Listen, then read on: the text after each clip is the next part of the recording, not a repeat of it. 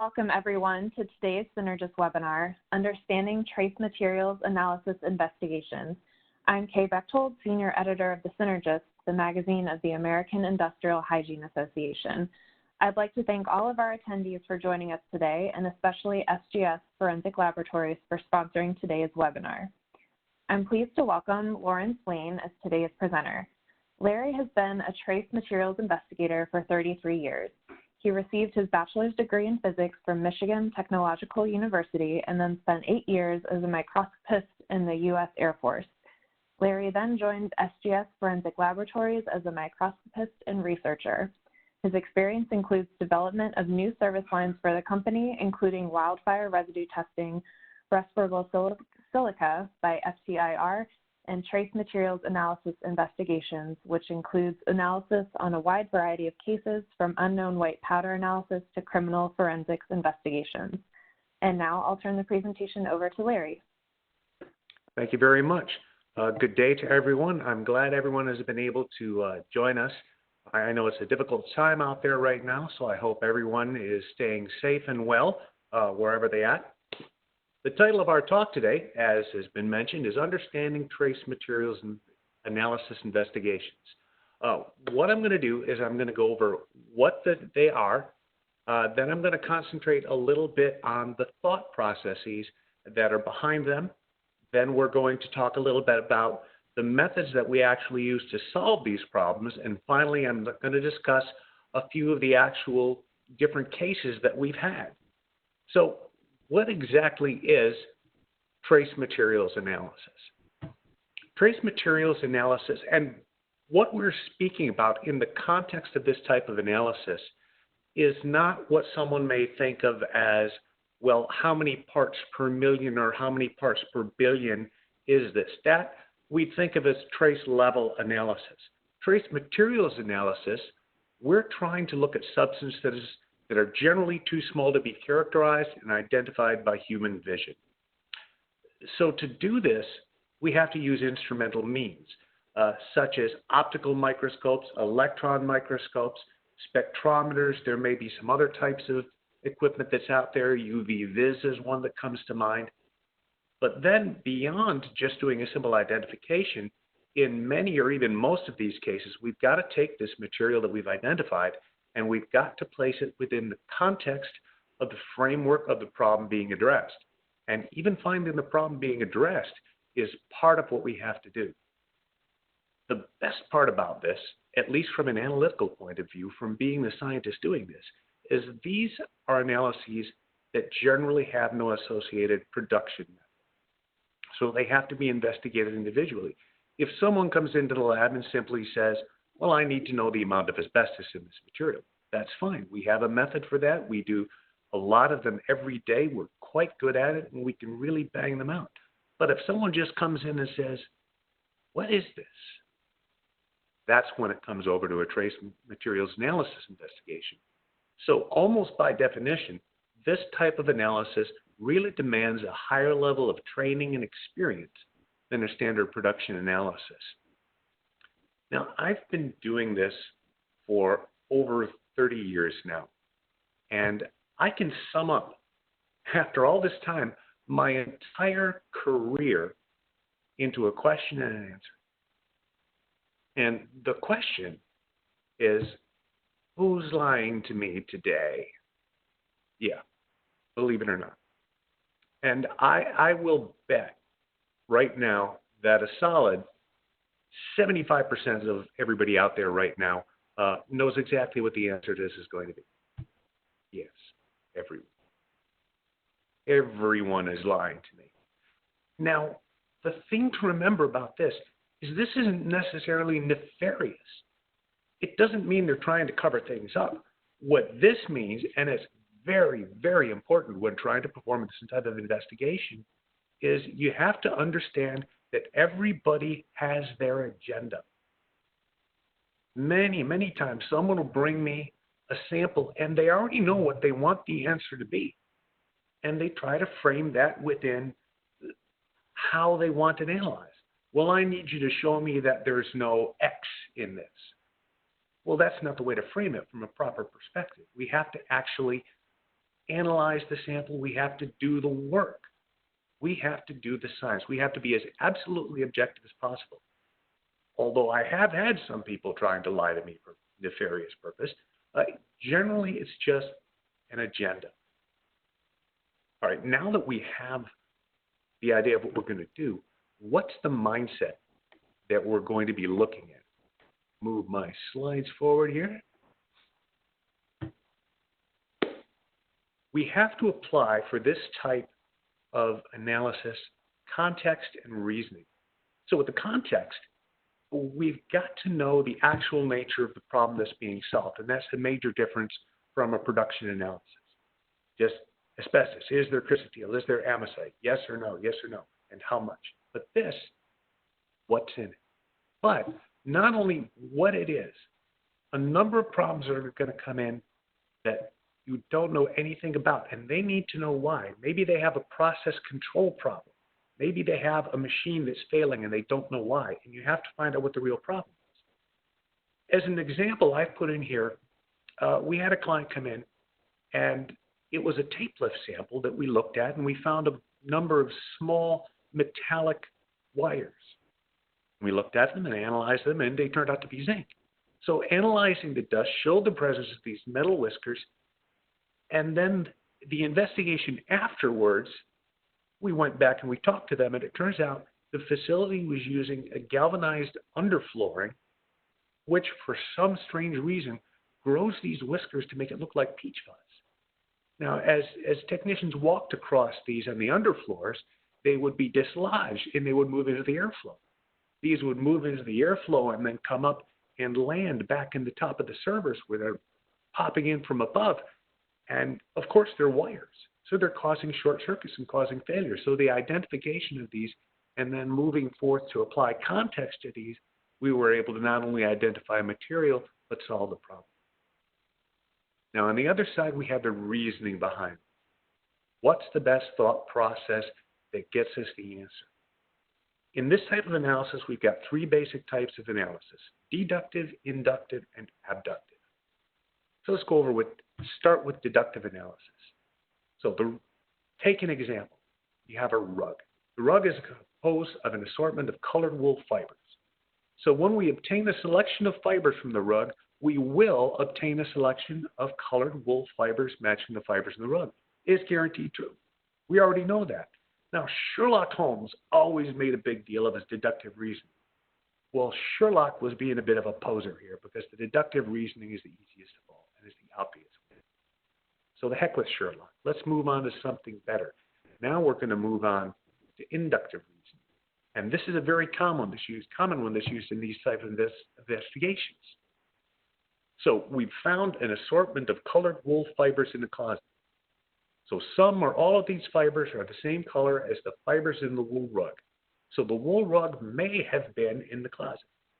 Now we've got a supposition that we can test. It's not guaranteed true. It's probably true, but not guaranteed to be true. And the final type of analysis, and this one is even going to read a little bit funny, but just go with it. Abductive analysis. If an assortment of colored wool fibers from this rug are found in a closet, now then we are hypothesizing that the properties of that assortment of fibers would have the properties of fibers in the rug. So what we're doing here is allowing ourselves to design experiments that are going to eliminate everything else. Any alternative hypothesis, you've got to look at these hypotheses one at a time and start to eliminate them. And the more alternate hypotheses you can eliminate, the more confident you can become that your abductive hypothesis is true. It works, believe it or not. And this is what you have to go through to start designing different types of experiments. And the experimental portion is really kind of fun. So now that we've got our thought processes down, what are we doing? In general, we're trying to identify materials. When push comes to shove, that's the main portion of what we do, even ignoring the identification of whatever context we're putting into. So to identify materials, we've got two types of things that are going on. One is a comparison, and two is an identification. comparisons. This is the lifeblood of most labs. It's relatively quick. It's relatively easy. Even if you go into everything from our type of lab, which will do all sorts of projects, to a criminal forensics lab, which will do a lot of criminal work, primarily comparisons are used. You require an exemplar for this. Now, an exemplar is simply a material of known provenance. And provenance is just the history of it. You know exactly what it is, where it came from, what it's been through. So with an exemplar, you're taking data from that, and you're taking data in the same way as you're taking data from your unknown material, so you can compare the two. And what you're trying to find out is if one matches the other. Now, the next thing you see down here is, can they share the same source? This is the funny legalistic stuff we start to get into, in that saying this is that, this matches that. Well, to the best of your ability, you're saying that, but in many cases, you simply cannot say this is exactly that. You don't know everything about it. You don't know where it's been. But the most you can say and be absolutely confident is sample A is consistent with sharing a source with sample B. Now, it may sound like cheating on a lot of the reports, or just kind of hedging and hemming and hawing, but if you get into any sample that's litigated, this is going to become very, very important. If you can go further than that, you darn well better be able to have the backup. But overall, you're trying to find out if two items are consistent with sharing the same source. Now, it can be an object. Are you comparing a baseball with a baseball? It can be an impression. Say you've got a contractor who a client says he went into my house with his chisels and he screwed up my walls. Well, then you've got an impression from the chisels that you can match to the individual chisel. Anything that can be matched to the known material. So this is pretty straightforward because you have that known for comparison. It's absolutely wonderful because you can take your own data and then you can compare it to. So this is obviously something that can be performed with pretty high accuracy and a lot of precision.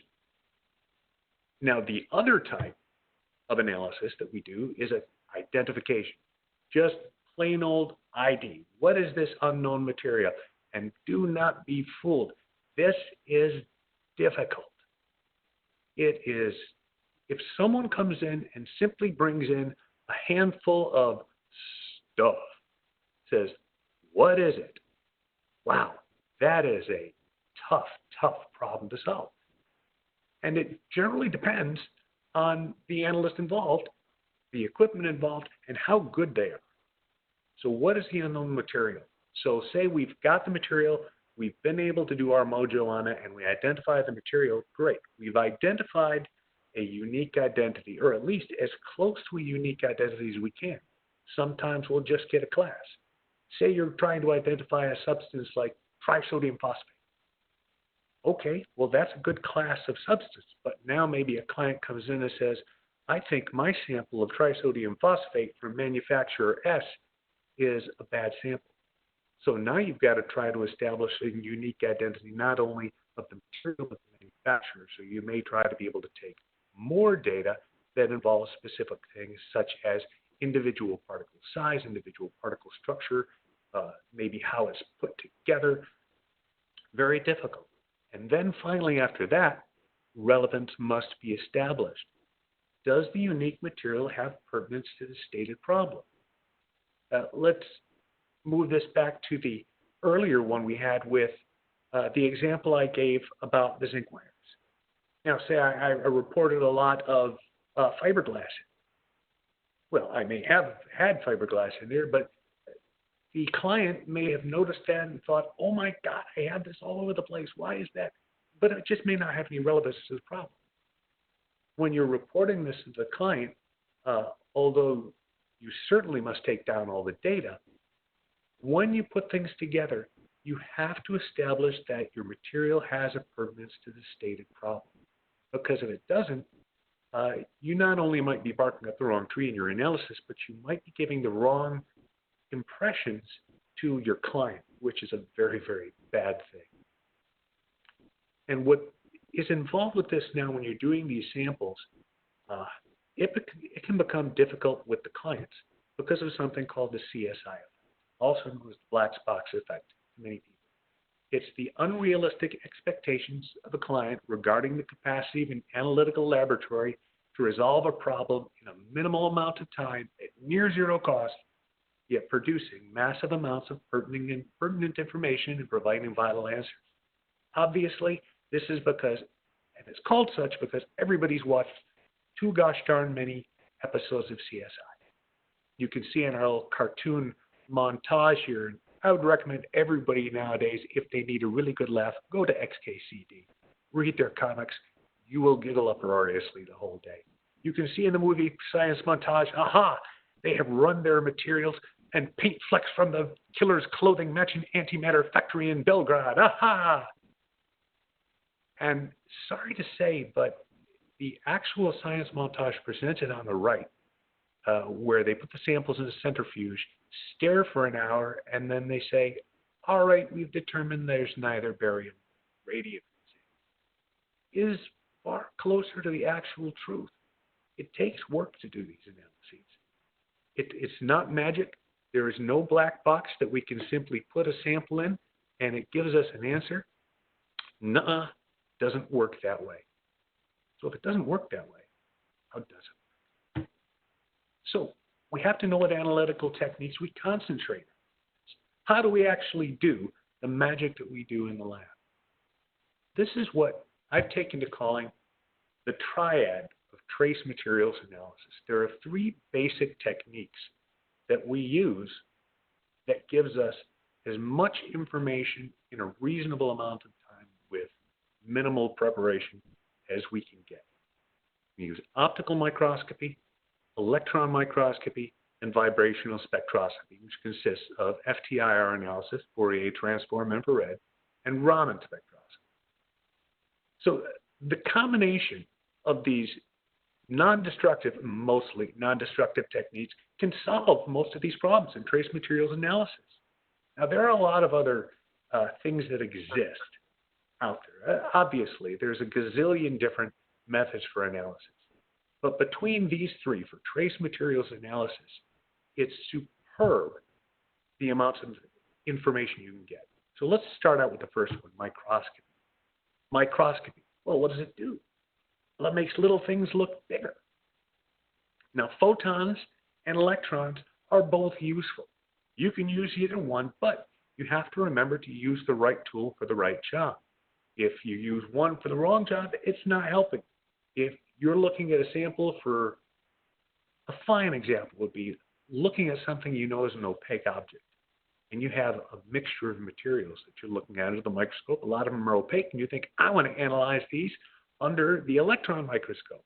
Super, and you put them in, and you realize, uh-oh, everything's in black and white. I don't know which ones are opaque. Well, it's not the right tool for the right job unless you do a little extra sample. Let's start with optical microscopy. Photons only.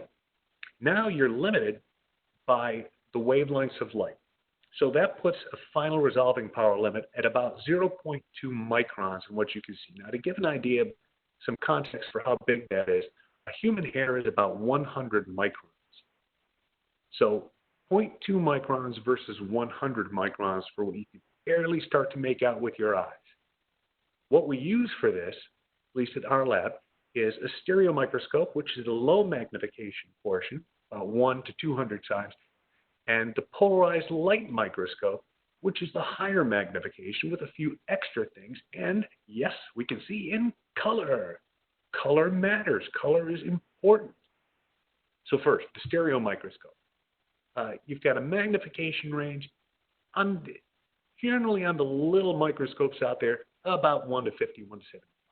On the one you see here pictured, about 200 times, because we've really tricked the sucker out. Now you can use all kinds of lighting, transmitted, reflected.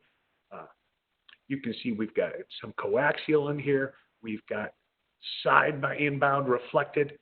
It's got a lot of working distance. You can see on that lower picture that we've got about 2 inches of working distance in. Now 2 inches of working distance is a lot under a microscope, especially if you're magnifying about 200 times. And it's especially good at natural lighting conditions. Now, why is that important here? Because when you're looking at it through a stereo microscope, you're still looking at something that's on the edge of what you see with human vision. So you want to match that. You want to use the same type of lighting as your vision because that's what your brain was built for. That's what it understands. So we want to start making our little things bigger. We want to start zooming in. And next, pull up my next slide here. The modern polarized light microscope, also known as the research microscope. This is my baby. This is the one I cut my eye teeth on and the one I still use the most out of any of them. One of the most personal pieces of lab equipment. For making little things big and trying to find out bits of data. This will tell you more information than any other piece of equipment. All the different bits of data that you can get from size, shape, color, crystallinity. You can have fluorescences, do fluorescence work, phase contrast microscopy, Namarsky differential interference contrast. You can just add technique after technique after technique. If it's large enough to see with optical wavelengths, this microscope is going to be able to do it. And you can even use reflected light. Because when you're looking at these things, we'll show in a couple of slides that lighting is very important. Now, when we look at this, this is just a simple strew of materials that was in a dust sample. Just by putting this under the microscope, you can see here that we've got cellulose fibers, mineral wool, spray paint, quartz, limestone. Now, my identifying this material under the microscope is as fast as reading it off of the slide. In other words, looking at it, I know that's limestone, I know that's spray paint, I know that's a cellulose fiber. Well, I've seen them 1,000 times. A great way of thinking about analysis by this type of microscope is being in a plane at 40,000 feet. Now, that's what your vision is like. You're in a plane at 40,000 feet, you look down at the ground and you see green. And you know, oh, there's plants down there, probably a forest. Terrific, you know there's green. Now, if we look down at this, we're going to see some sort of a whitish powder.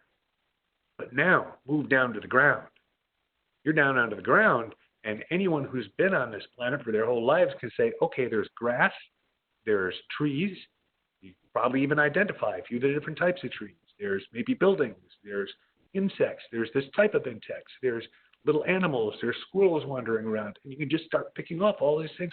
How do you know? Because you've had years of being a normal person on this planet, but you've expanded it. You're looking at the details now. You're looking at the small resolution bits, and that's what we're doing here. Now, that's not to say we're not going to confirm this. I'm still going to go in and do my analysis to prove that's limestone, to prove those are cellulose fibers, and to prove that's spray paint. But for the analysis, for just the basic what's in it, that's how quick it can be, but you have to have the training to be able to do it. Now, I've mentioned lighting on here. Lighting can be really important. You can see the top photo, all of these spheres. That's spray paint.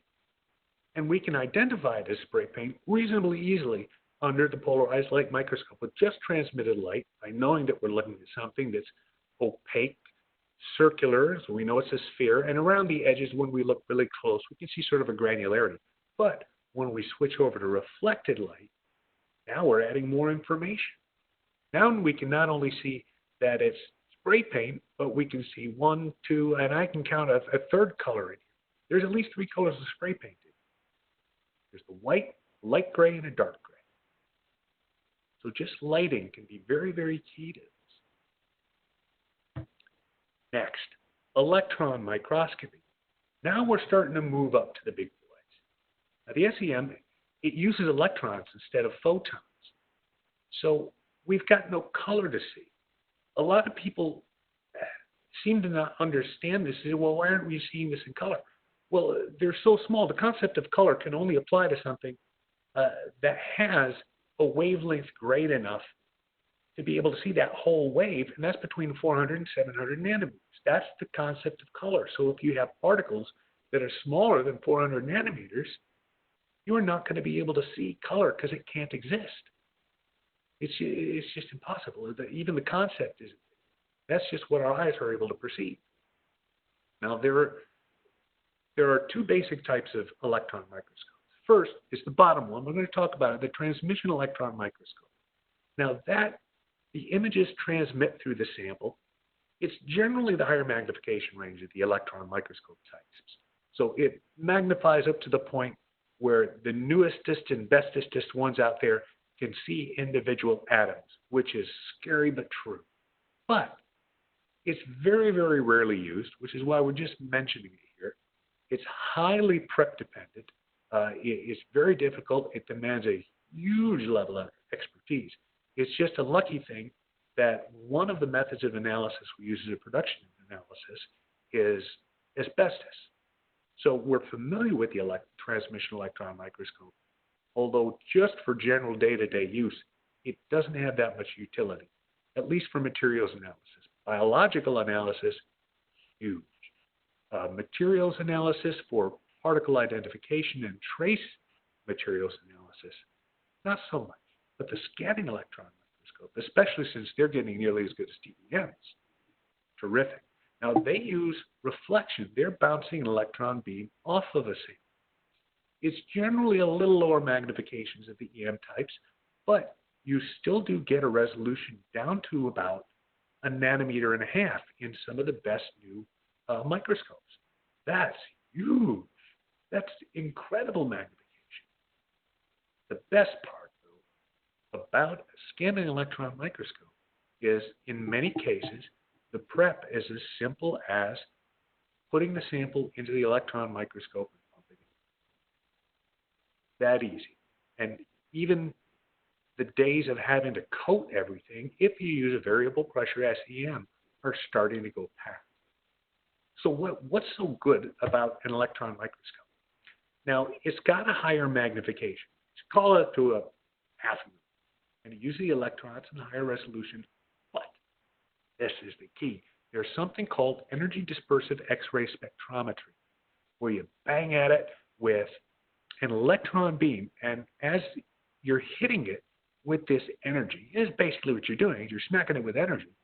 What it's doing is it's taking those electrons in the shells of the atoms and it's putting them up from one shell to another, knocking them down from one shell to another as they lose it. And as they lose that energy from going to a higher to a lower shell, it fires off an X-ray. Now, since each atom, each Z number is different, it's going to fire off different energy levels. And when you look at these energy levels on each element, they tend to be very, very distinct. So you can produce a spectrum of these energy levels and identify the levels there. And you can see on the image on the left, we've got two photos on the upper half. The photo on the left uses what's called backscattered imaging, which is one type of detector that gives you an image that shows contrast that's based on the Z number or the atomic number, while the image on the right uses something called secondary electrons. So now you can discriminate and say, well, that white stripe on the left means it's a higher Z than that black stripe below it. And below is the EDS analysis, where you can see the spectrum, and we've identified that the major component of this is nickel. It's immensely powerful. Plus, you really can't argue with the fact that when you magnify something 100,000 times, sometimes you can find details that are just impossible. Now, vibrational spectroscopy, that encompasses two types of spectroscopy. Now we're measuring chemical structure. And we're using FTIR, which is Fourier transform infrared, which is based on dipole moment and uses infrared absorption. And then we've got Raman analysis, which is based on polarizability and measures Raman scattering. The best part about these two is that where one is really good, the other kind of sucks. Where the other is really good, one kind of sucks. For example, FTIR, anybody who does FTIR knows that if you got an aqueous sample, oh, you're out of luck. All you're going to see is water. Raman, it don't care. Don't care about water. And on the other hand, Raman, with carbon, you always get something called the D and G bands, which are annoying as heck. But, well, you don't really care about it with FTIR. FTIR, you're going to get particulate that's from about 10 to whatever size. Now, it's only 10 as opposed to that 0.2 limit because now you're dealing with the longer wavelength of infrared light. So longer wavelength means that you've got a different resolving power. The resolving power is about 10 microns. In good software and good practices, you can get down a little lower, but 10 is a good ballpark. What you're seeing on the left is what's called a spectrum. And that spectrum, each of those peaks represents a different chemical bond. And when you put all these chemical bonds together, you're going to compare it against your library samples. There's probably a few people out there who can look at this and say, oh, this is that. But those are PhD spectroscopists and are very good and certainly not a dime a dozen out there. There aren't many of them, very, very specialist. Most of us love our libraries. And so we're going to use the libraries to find out what this is. And we can generally find out what class of material and even in some cases identities are. Now, Raman analysis is a little bit different, although the FTIR, to remind you, is great for organic materials. That's the primary thing that it's good for. It does all right on some inorganics, but organics is the primary. Now, Raman spectroscopy can go down to less than 1 micron because you're dealing with a monochromatic light source, which is a laser, and then it's focused through standard microscope lenses, so you can get down to really small particles, which is wonderful. You'll notice that the spectrum looks nearly the same as an FTIR spectrum, but it's a different principle. Instead of looking at infrared absorption, you're looking at a shift. The best way to think about Raman spectroscopy is take a red laser and fire it at a white piece of paper. You think, okay, it's going to bounce back. You're going to see a red dot. What if that dot is green? Fired a red laser at it. That's called a Raman shift. Now, only about 1 in 10 to the 6th photons have that shift, which is why when you see it, it only looks red. But that shift is there. It's just too small to be able to see. And you haven't had good Raman spectrometers up until about 2000 because of the technology needed to make the bandpass filters, the specific type of filters, the good monochromatic light sources to be able to do this. But what it does is it provides information on chemical structure, very similar to FTIR.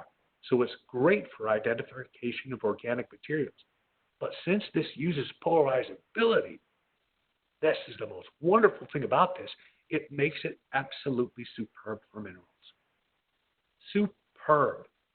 And one other good part about Raman is it just happens to be sensitive to polymorphic differences, which means you've got the same substance but in a different crystal form. Say you have an example of something that's got titanium dioxide, common white pigment. So the FTIR will look at it and say, okay, I've got titanium dioxide. You get a spectrum, well, to be able to identify it from that. But when you're looking at it through Raman, then you're going to be able to identify whether you're looking at anatase or rutile. And those are the two different polymorphs of titanium dioxide. Wow, that's incredible. Well, now I've given you an idea of how we look at these things. Well, we've got all these great techniques. What the heck can we do with it? This is actually the fun part of the talk anyways. So what kind of projects? Let me give you some examples of stuff we've looked at. Compact disk pirating. And this already starts to bring up, with this type of investigation, know everything about everything. Learn everything about everything, how things are made. Your favorite TV show should be how it's made. You should be watching this sucker all the time, learning how everything is made. I gave this as a talk one time, so I went to how it's made, learn how these things are made. It helped me in the project. They're made almost the same way as the old style records. Anyone who's my age remembers how records are made. You just press it against the master, peel it off. Same is done for CDs. You just aluminum coat it. You can see the larger photo is the actual surface of a compact disc. Now on the left-hand side, you've got two photos. You can see on the upper one, there's a scratch that takes place. And these photos are made from what's called the stamper, which is the master. And the lower is an actual burn. And these were transferred to an entire run of compact discs. So all of the errors, the read errors that are involved from problems with the treatment of the masters transfer to the compact discs. Now, it's compact disc pirating because originally, and this is the best case of the who's lying to me today, this was presented to me as an industrial problem of, can you find out why my CD process isn't working? What it turned out was the gentleman involved was actually, without telling me, on trial for pirating CDs and was trying to use me to get data to confound the other laboratory that found the problem. But unfortunately, within just a few minutes, I was able to find these problems, and we confirmed that he did, in fact, pirate the CDs because he stole damaged masters from the trash of the manufacturer and made his own CDs. Not a happy person. Next, antiquities authentication. Obviously, this is a really fun one. Who else wouldn't think that this is just really, really cool to do? This is a seal that's purportedly from the Bactrian Empire, circa 250 to 350 BC. Now, the photo you see here is some 3D modeling we did. And it's another nifty technique we had that can not only show a good image of whatever you're looking at, but it can do it in 3 dimensions. Technology marches on. What we noticed on this sample was that all of the cuts that are in that 3D photo that you see right in the foreground, they're very sharp. They're very good. They're very exact. And this seemed to be a bit of a problem because Raman analysis of the material showed it to be steatite, which is a talc. It's a very, very soft material, a soapstone. So it's not so terribly likely that something's going to survive for 2,000 plus years and be that sharp. But the other thing that really killed it for us was what you look for in antiquities is the patina. You want to do an analysis on the patina, which is all the material that's in the crevices, the interstices, and the stuff that's on the top. Notice the white powdery material that's in the interiors, all in all the cracks. And that's where we'd expect the patina to be. Now, analysis of this white material showed it to be steatite. Now, that means that this, which is a very soft material you should rub off very quickly, was recently carved. And unfortunately, this led us to the conclusion that the piece was not authentic. But God, was this ever a fun one to do. Sometimes things can be really, really simple to do. This was an unknown lump of black goo, again, it's a technical term for it, is goo, that appeared in a glass of OJ from a commercial establishment. Well, we took it in, we looked at it, and it was simple enough as simply placing this material on a microscope slide, and within a few seconds, anyone who's done any microbiology work will recognize this is alternaria, which is just mold. Now comes the application of context. Wow. We looked back and we had to go back and find out what the heck's going on here. Going back to the commercial establishment involved, it turns out that there is a large OJ machine that the OJ concentrate is poured in the top. Well, this is supposed to be cleaned every day, and an investigation showed that they weren't cleaning it every day, and mold was building up on the top of the machine. And eventually, someone poured this stuff in, missed the hopper feed, poured it over the top, and dislodged this large chunk of mold that fell into the main hopper and made the OJ, and it made it through into the client's cup. And the client was not terribly happy.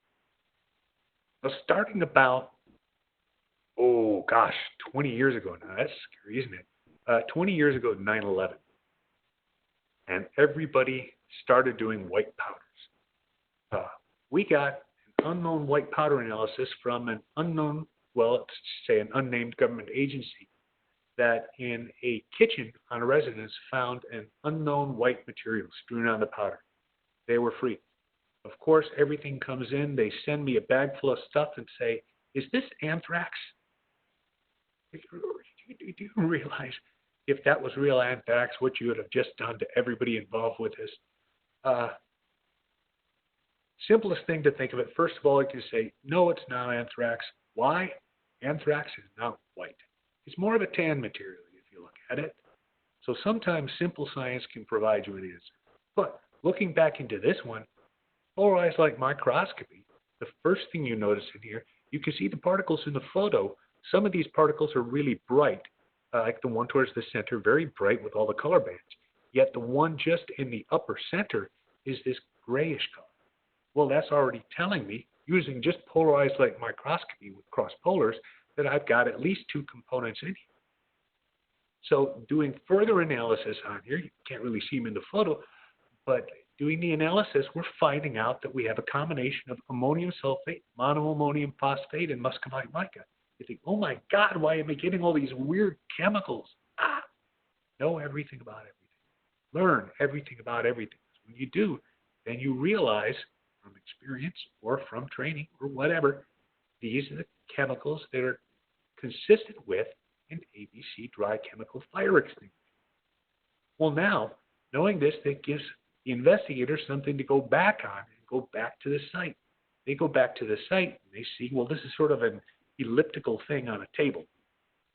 The table is, it's a kitchen table near the window. The window had a circular spot of this stuff on it. More investigation went and showed that a next door neighbor kid, as a practical joke, fired a fire extinguisher through their window. Another unknown white powder. Mom tells her teenage son, clean your room. Comes home at the end of the day, checks on it, finds this pile of white powder on the floor next to the rug. Mom freaks. Mom thinks, little Billy's selling drugs. Little Billy's doing drugs. Little Billy/drugs. Doesn't know what's going on. Brings it into us. We're able to do the analysis on it and find out that we're looking at a sample of nearly pure with a bunch of environmental crud in it, sodium bicarbonate, baking soda. Again, applying context and reasoning. Why is there baking soda in little Billy's room? Is little Billy making biscuits in his room? No. Application of context. Out in the real world, most of the pour-on carpet cleaners out there are simply sodium bicarbonate with a little bit of fragrance. So it turns out little Billy actually did what he was supposed to, but like any good teenager, did a cruddy job of it and just left the stuff all over the place. Last unknown white powder one I'm going to hit you with today, so we're getting a little late on. A man suspects his neighbor's poisoning his pool. It shows small nodules. He wonders what the heck it is. He thinks his neighbor is throwing stuff into him, is poisoning him through his pool. And not good. So he sends it to us. Analysis by electron microscopy shows small nodules. Now these are consistent with biological material. So you got to think about it. What's in the pool? What's in it? My hypothesis, my abductive hypothesis, is bird poop. How do I test that? I take a razor blade, I go out to my boss's car, and I scrape some of the bird poop off of his car to use it as an example. And you can see on the upper photo, we've compared the two. And it's a very, very good match. And although I don't have the photograph here, it was also a good match. Now you can also do things like paint analysis. Now this is an example of a comparison. And in this comparison, we can see two things. We can see, one, the lower photos, the left hand and the right hand, the physical properties don't match. The reflectivity, the size, the thickness, the number of layers, wrong. And in the upper, we can see that the composition by infrared doesn't match. Well, that's as far as we have to go in a comparison. Does it or doesn't it match? We don't care what kind of paint it is. We're not trying to match it to a 1956 Cadillac from Detroit. We just care, is it a match, is it not? Also, things that are a little more serious, single-engine aircraft crash. This plane suffered what's called a catastrophic failure of the propeller, which means the propeller broke. But it shouldn't have crashed because the plane should have been able to glide down. So microscopic analysis, you can see in the center photo the strut with a small black smudge on it. Well, within that smudge, we were able to isolate and identify a carbon fiber. Now, the carbon fiber matched the propeller. So going back and investigating further, we were able to clearly show that what happened was that the propeller, as it broke apart, flew back and struck the strut and bent it, which collapsed the strut, which collapsed the wing, which unfortunately crashed the plane, killing the pilot. Final one I want to go over with you today is another accidental death case. And this was a worker who was installing a cable. And anyone who's seen cables being installed, you see these trucks with these giant rollers on them. Well, you have one on one end, one roller, that's to put out the cable. But down at the other end of the line, you have another roller that's taking up the cable. And you string a guide wire from the front over your power poles, and you string out your cable. So as this cable is being strung, somehow, for an unknown reason, there is an arc discharge, just bazam, big old lightning bolt. And unfortunately, at this time, the worker was, for some reason, he had taken off his glove. It's unknown to this day why that happened, but he had taken off his glove, and part of that bolt went right through his palm, and all you need is about 80 milliamps to stop your heart. And certainly there was more than that in this bolt. So the worker was killed. So we got samples of the cable and samples of a bunch of the branches.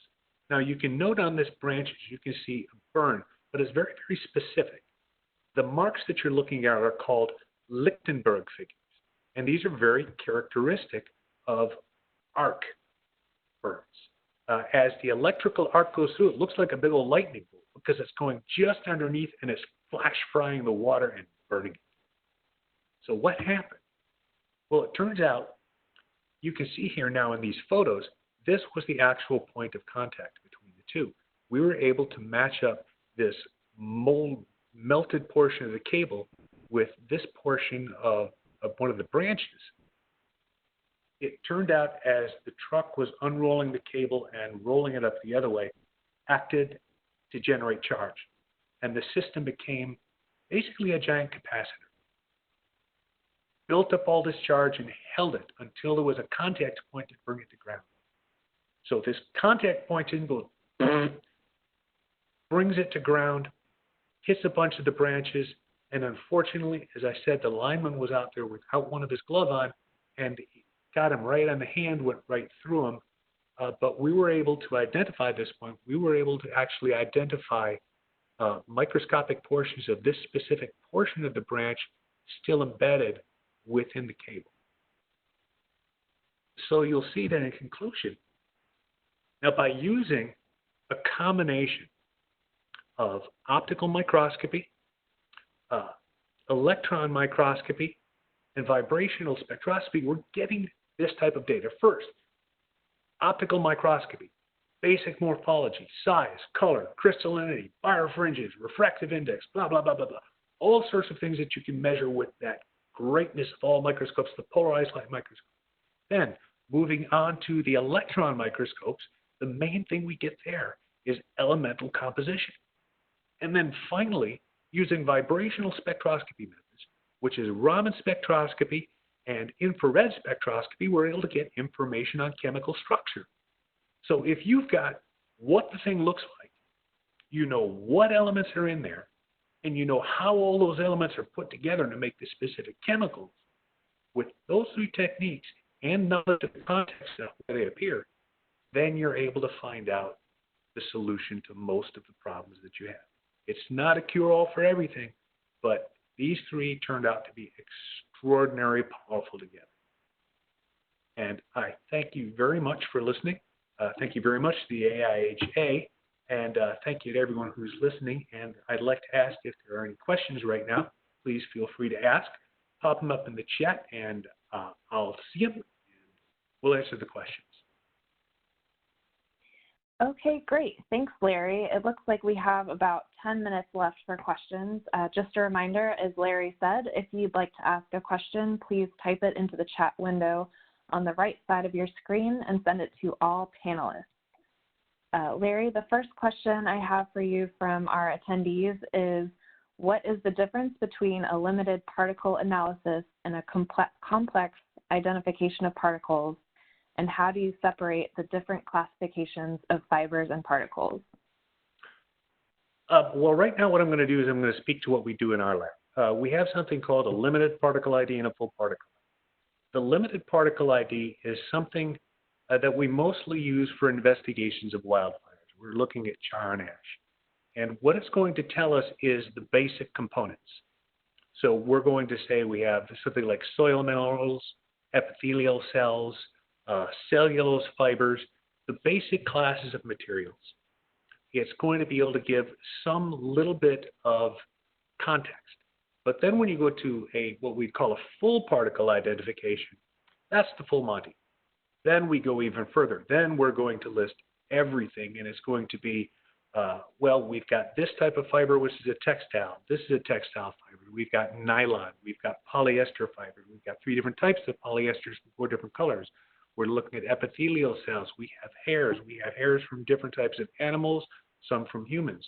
Instead of saying soil minerals, we're going to be able to split it out and say, well, we've got these type of feldspars, we've got quartz, maybe there's some orthoclase in there, some hornblende, various types of things.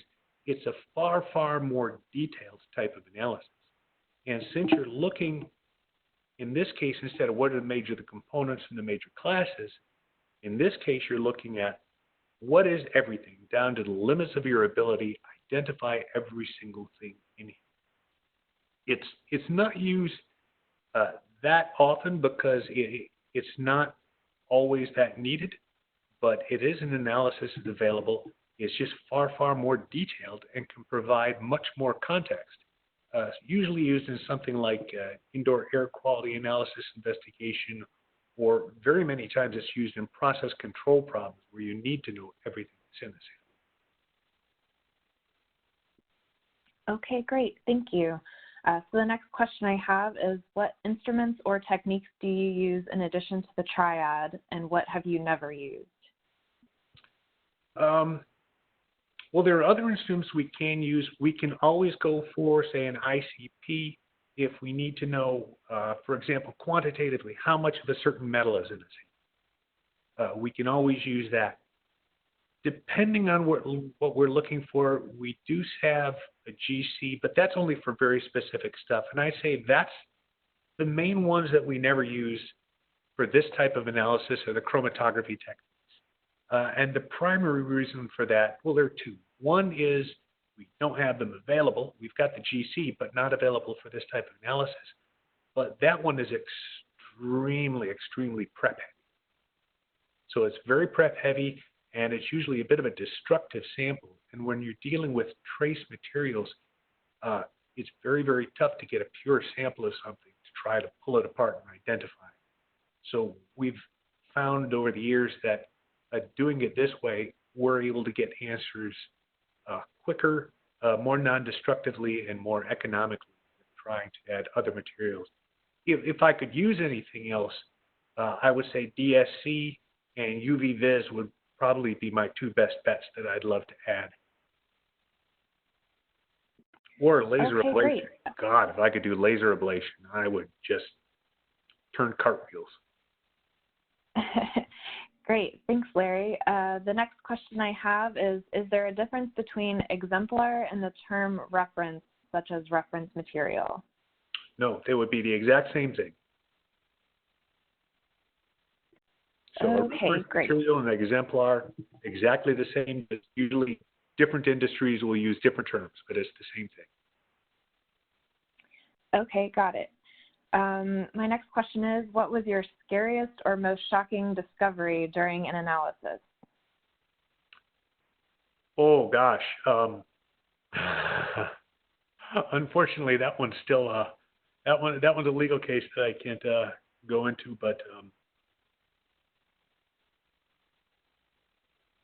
okay, probably the strangest, scariest one would be a char and ash case that I did, which was a wildfire case. The customers were looking at possible fraud, and I looked at the samples, and everything it looked just right. The amount of material, the distribution of material, the char was in there, the ash was in there, it was in the right places, in the right amounts, but something wasn't ringing true. I couldn't figure out what it was for a while till it hit me that the species of plant were wrong. Looking into it a little further, trying to identify the plant material that was actually burned, it turned out that it was all marijuana. So it was all marijuana ash. So it wasn't from a wildfire. I wasn't able to tell what kind of fire that was actually from. But the only thing I was able to tell about it was that it probably started at 420. Great, thanks, Larry. The next question I have is from Barb, who asks, can you clarify how Raman identifies organics when carbon is problematic? Well, what it does is it gives large peaks. There's something called a D peak and a G peak, which is a disordered and a graphite band, which are two very wide bands. And in the same way in FTIR, where water just provides those couple of really huge peaks that mess everything up, carbon tends to do the same thing. It tends to form these. Also, this can be an indication that you may be burning your sample. If you're carbonizing it and then reading the carbon, you could be generating these D and G bands. So what we try to do when we see them is sometimes when you see those bands in somewhere around the 1,000 region, you look at the bands more towards shift of 100 to 500, and you try to just rule out the stuff that's in the area. If you do a baseline and you baseline off your D and G peaks, in a lot of cases you can get rid of the carbon, but sometimes it becomes so huge that it makes it problematic to try to identify what you're identifying. So it's difficult, but it can be worked around a little more than water can on FTIR.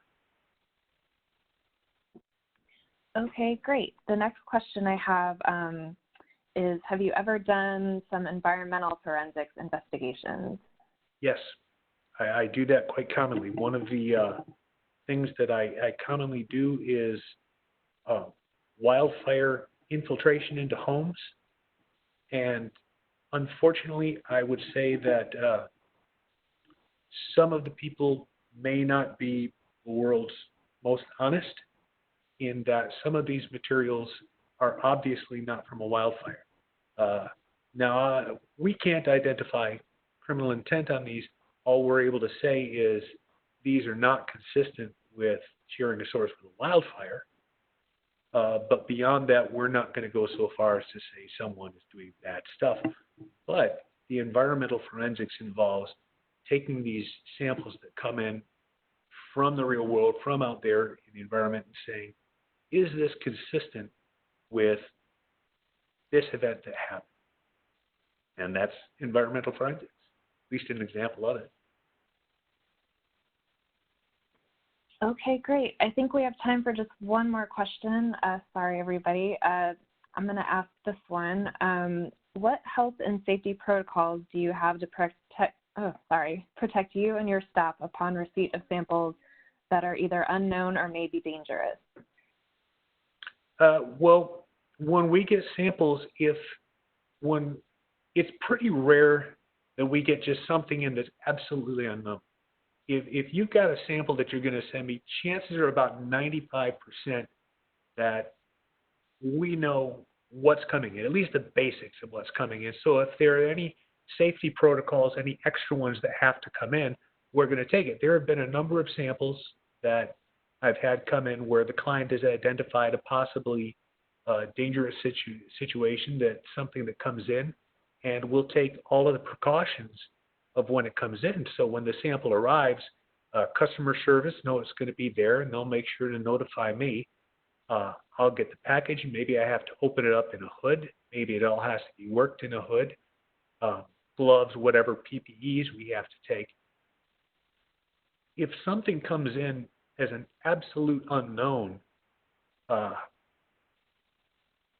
it's just extraordinarily rare that someone's going to send in something that's possibly dangerous that I find out afterwards that it happened. In all my years, I've been with this company 23 and a half years now.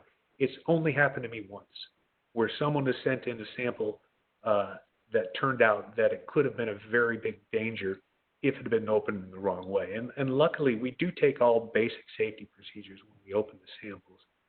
But I was not terribly happy with the client, and me and the management team of that company had some words. Okay, thank you, Larry. Unfortunately, that's all the time we have for today. My thanks to Larry Wayne for his presentation, to SGS Forensic Laboratories for sponsoring today's webinar, and to all of our participants. Our next Synergist webinar will be held on Thursday, April 16th, when Human Tech will present a webinar on democratizing ergonomics and how to involve everyone in improving the workplace.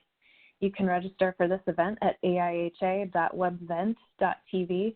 Thanks, everyone, and hope you have a great rest of your day.